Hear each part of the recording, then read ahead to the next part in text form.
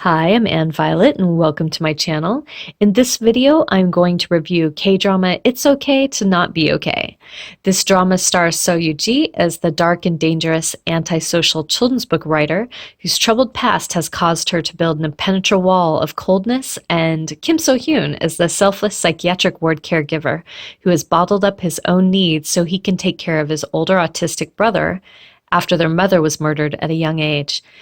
Oh Jung-se masterfully plays the older autistic brother. He's a devoted fan of Yi-ji, the author, and an aspiring illustrator with a traumatic past of his own. Before I start the review, I want to mention that I use the actors' names instead of the characters' names so that those that haven't watched it yet can follow along easier. The drama starts with Yeji moving through her life without care or regard for others. Her profession as a children's book author isn't from a love of children, but rather how she's subconsciously working through her past by writing dark fairy tales. Her lack of filter in words and actions causes a lot of grief and monetary payouts for the CEO of her book publisher. Kim So-hyun is working in a psychiatric ward, continually closing off his own emotions as if he has no value other than in serving others. Their paths cross when a reading she was giving at a hospital is interrupted by a male patient who is trying to commit double suicide with his young daughter. She saves the young girl, but then needs saving herself. So-hyun saves her, but Yeji isn't done. She grabs a knife to stab the patient, but is stopped when So-hyun blocks her stroke, his hand being injured in the process. With all that happens, So-hyun forgets his promise to his older brother to get her autograph. So when her publisher tries to pay him off for being injured, he only asks for her signature. But this second meeting only cements Yeji's interest in him, and her inability to sway him only makes him more desirable to her. When a nurse that was a childhood friend encourages him with a job and a place to stay, he takes his brother and moves back to their hometown to work at a psychiatric hospital there. Yi-ji follows him there and gets a job as a literary instructor as part of group therapy. We learned that this is her hometown too, and her mother, who is presumed dead, may have been killed by her father, who is in the psych ward that they both work at. Yi-ji has no interest in her father, who has terminal brain cancer and is barely cognizant of the world around him. Was he responsible for her mother's death? I want to give a special mention to Dong-yeon, who makes a cameo in episodes 3 and 4 with an amazing performance that is at times wacky and fun, but then also deeply emotional. He is cast as having a manic personality, and during an attempted escape, he runs into Yi-ji, who he immediately flashes, and which she's not impressed. She then surprises him by telling him to get in the car, and then they make a getaway for a nearby city where his neglectful and selfish politician father just happens to be giving a speech. Even with So-hyun and the cops on their heels, she delivers Dong-yeon to the platform where he rushes up to the mic in nothing but his trench coat and lets loose all that he's held inside. He's eventually caught and is bound up for a return to the psychiatric hospital, but it doesn't matter because he's already healed and So-hyun has watched that freedom in envy. While I never got the impression Yi-ji helped people out of a great sense of compassion, it always felt more like curiosity of what they would be like, free from society's perceptions and, quite honestly, their own crap at times. In many ways, she heals more people than the hospital with her harsh truths rather than the safe bubble that never pushes any growth. She moves back into the dark mansion that her father built and her controlling mother died in. Memories haunt her in a very real way, but she refuses to leave. As time goes by, our leads realize they knew each other as children. She was just as cold and mysterious as a child as she is now, and he was the young boy infatuated with her until she finally scared him off. Little does he know that it was because of her mother that she sent him running. She continues to surprise him, sometimes with explosive confessions of love, and sometimes in ways that disappoint him, but he continues to let himself be drawn to her. When her father attempts to strangle her during a walk at the psychiatric hospital, and no one seems to care how she is affected, it is So-hyun who finds her and comforts her. One of my favorite things about this drama is the role reversal. Instead of the meek female lead that becomes a stuttering mess anytime the hero makes a move, this time it's the hero, and Yiji is the perfect as the femme fatale on the hunt. This hotel scene where he takes her to get warm and dry from being in the rain is one of my favorites of the whole show. 네가 왜 화를 내? 내가 밤새 빗속을 걷든 빗속에 스트립쇼를 하든 네가 왜 흥분을 하냐고? 내가 걱정돼? 속상하니? 마음이 아파?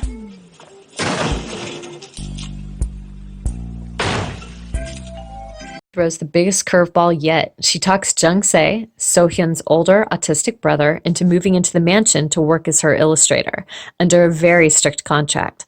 While this is portrayed as being a completely selfish decision to get So-hyun to move into the house too, as time goes on, you do see that Yuji sees Jung-se's talent and wants to help him grow and succeed on his own. After a heartbreaking fight between the brothers regarding the move, So-hyun moves in. After they've completely moved in, the brothers begin to transform the creepy mansion into a home, and it's the first taste of family she's ever had. When he wakes her up from a terrifying nightmare, he realizes she's just as fragile as his brother. But in many ways, she's still the outsider looking in, hungry for unconditional love, but refuses to see that about herself. You have to admire her tenacity with her continued attempts to seduce him. Over the show's length, we see how So-hyun felt abandoned by his mother, being tasked at a very young age to take care of his older brother, as if his only purpose was this. But slowly he begins to see, especially with Jung-se's help, to remember her care for him too. Yuji begins to throw off the fear and control of her mother's memory by cutting her hair, that her mother had been so vain about and had linked them with the similar appearance. At the hospital, it seems like someone is mentally torturing her father, and the director and So-hyun start to investigate who and why, and one patient in particular seems suspicious. All the while, things back home are not easy either for our hero, who has to come home to the emotional fireworks the two most important people in his life are capable of over the doll he made. In episode 8, we finally see So-hyun's reserve crack when he sees a patient's abusive ex hit Yuji as she tries to defend her. No longer restrained, So-hyun beats the man before he finally regains control. You can almost feel his whole psyche begin to shift.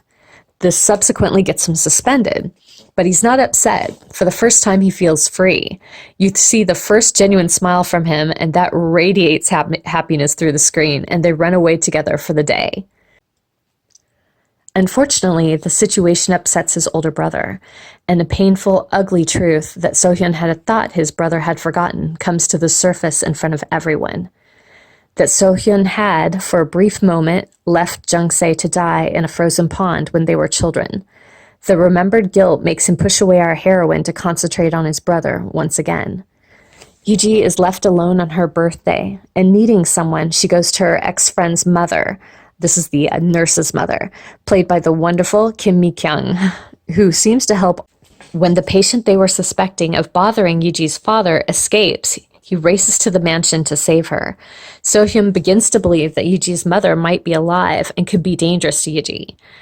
He arrives, but the patient is already gone, but he finds he can't stay away any longer. The next day, he finally reveals to her the other dark secret. That Jung-se saw who killed his mother and is still tortured by the memory, and somehow it's connected to butterflies, but he doesn't know why. The director gives Jung-se a therapy of painting a mural, including butterflies, which finally sets off the exposure of what happened that day. And Yiji attempts to rebuild her relationship with Jung-se as Jung-se tries to become more independent and be the older brother that So-hyun always wanted. As Jung-se goes through therapy, he reveals details that lead to who might be their mother's killer, and it points to Yuji's mom. So-hyun is devastated but keeps the knowledge to himself. Unwilling to hurt her again, he goes through the motions of everything being normal.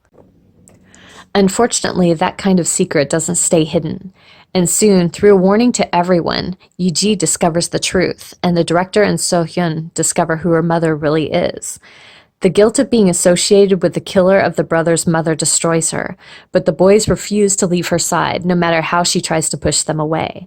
But her mother isn't done with our trio. Unable to accept her loss of control over her daughter, she kidnaps Jung-se, and the others run to the mansion to save him. Now, I bet you expected me to reveal who her mother is and how they vanquish her, but nope, not for this drama. You'll have to watch to find out. I will tell you that they make a tough decision to stay together, working through things rather than running away. The three of them go on a trip together full of arguing and laughter, just like a real family, before Jung-se strikes out on his own for real independence, letting his younger brother find freedom to find himself with his new love, as she discovers herself too. This was Kim So-hyun's first project out of the military, and there was a fair amount of anticipation. I'm not sure why, considering how great the drama is. It didn't do well in Korea, because foreigners absolutely love this. It trended many times on Twitter during its run. While this drama has a lot of funny and romantic scenes, it also has a lot of dark moments. So I wouldn't class it as a romantic comedy. If you are sensitive to dark overtones or scenes, as many are right now, you might want to hold off until another time to watch this one. But for those of you that do give it a chance, you won't be disappointed. From the opening and closing animation to the styling that they used brilliantly as part of the character arcs, acting, music, and more, this drama was flawless. Well, thank you for watching, and if you enjoyed this video, don't forget to like and subscribe. See you next time!